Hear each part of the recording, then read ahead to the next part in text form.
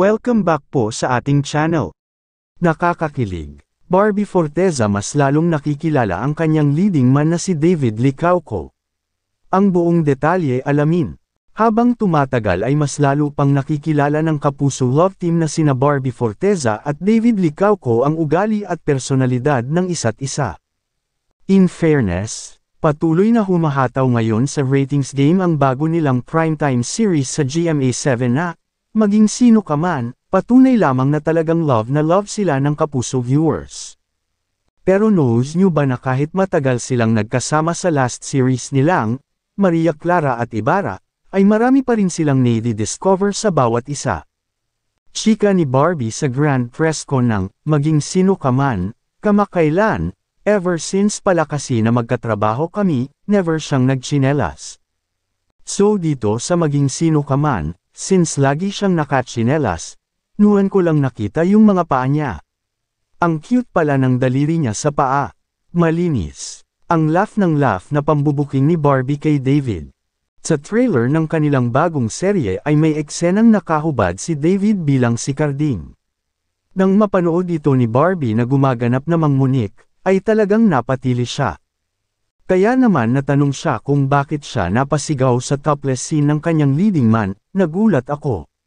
Kasi akala ko wholesome na siya ngayon, nagulat ako, may nakita akong nipples, na may kalakip na laugh emoji. Patuloy niyang paliwanag, okay naman siya, inalagaan naman yung shot, nagulat lang talaga ako. I guess isa yun sa magpapatunay na we will be seeing more of a fearless David in this project.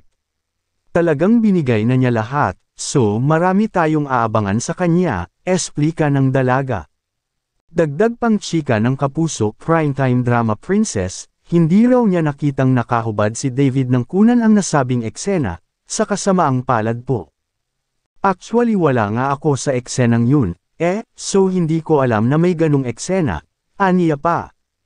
Say pa ni Barbie, hindi naman daw ugali ni David na maghubad sa set lalo na kapag kaharap siya, ay, hindi, very po siya, prim and proper po talaga. Samantala, puri naman ng veteran actor at magaling na kontrabida na si Ejercito sina Barbie at David na inihalin tulad pa niya sa love team noon nina Nora Honor at Tirso Cruz III na Guy and Pete. Pwede rin daw maging next Ate Guy at Vilma Santos si Barbie. Ang reaksyon ni Barbie, grabe naman po yun, Gov. Paano ko ba sasagutin ito? Naku po, dalawa po yun sa pinaka-iniidolo ko po sa industriya natin, so siguro po nagpapasalamat na lang po ako. Sa isang very iconic actor like Gov na mapansin po yung trabaho ko is such a fulfilling moment for me.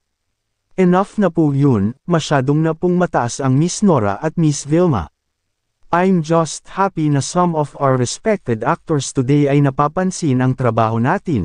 Yun na lang po, maraming salamat po, ang sabi pa ni Barbie kay ER na gumaganap bilang Boss Frank sa Maging Sino Ka Man.